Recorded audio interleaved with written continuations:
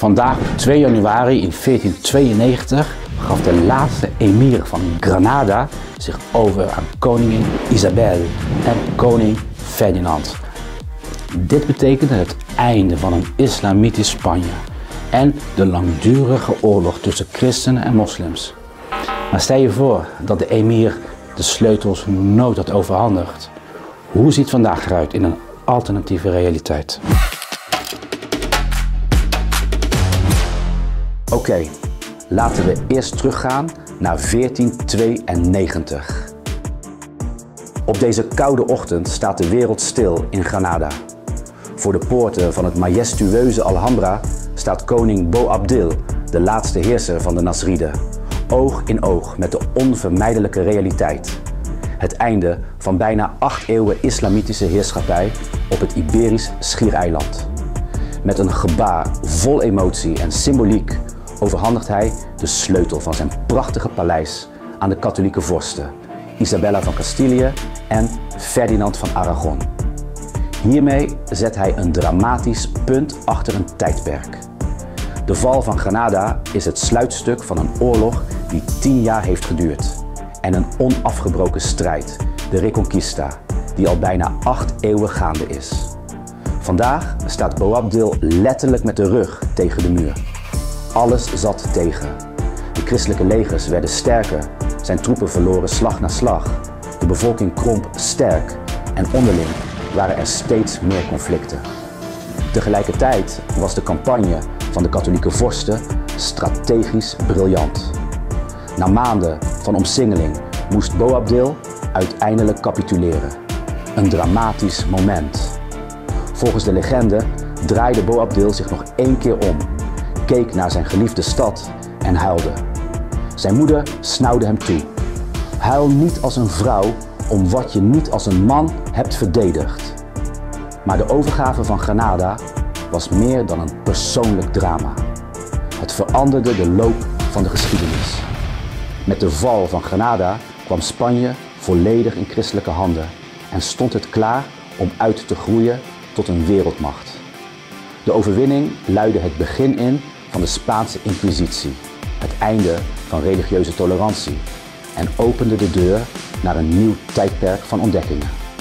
In datzelfde jaar zou Columbus de nieuwe wereld bereiken, mede mogelijk gemaakt door het geld en de eenheid die deze overwinning bracht.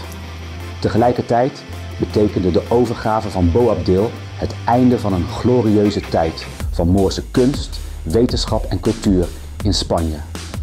Voor de Moren begon nu een tijd van grote chaos. Het verhaal van de val van Granada leeft voort. Elk jaar op 2 januari herdenken de inwoners het met een groot feest.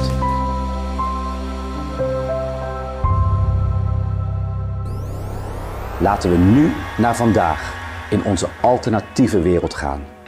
In deze wereld weigert Boabdil zich over te geven. Terwijl zijn trotse moeder in de paleiskeuken harira kookt, smeedt hij een plan. Hij roept de hulp in van de Ottomanen.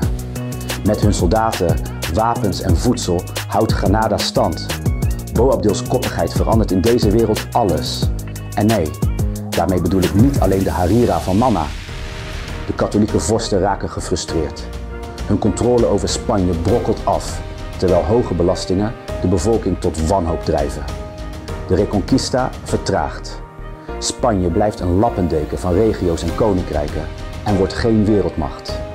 Ondertussen blijft Columbus zonder steun achter. Hij wendt zich tot Portugal, dat de nieuwe wereld koloniseert. Amerika wordt grotendeels Portugees en er ontstaan zelfs tijdelijke Moorse enclaves. Spanje speelt slechts een bijrol op het wereldtoneel. Granada, beschermd door de Ottomanen, blijft een trots maar uitgeput islamitisch koninkrijk.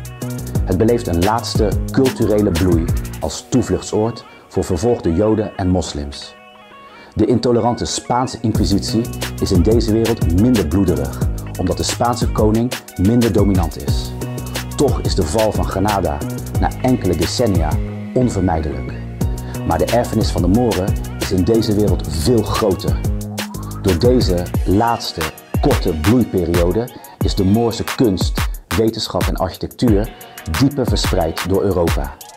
Ze beïnvloeden de Europese renaissance. Europa is hier meer een mix van Oost en West. En verschillende Europese talen kennen veel Arabische leenwoorden. Boabdil's weigering is hier een legende geworden. Zijn koppigheid inspireert latere generaties tot opstanden tegen machtige rijken.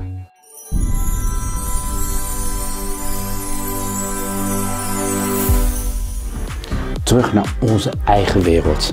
Granada viel in 1492 wel in katholieke handen. En de islam verdween uit dit deel van Europa. In welke realiteit had jij het liefste geleefd? Vond jij dit interessant? Geef dan een like en abonneer je op dit kanaal. Want morgen vraag ik mij weer hardop af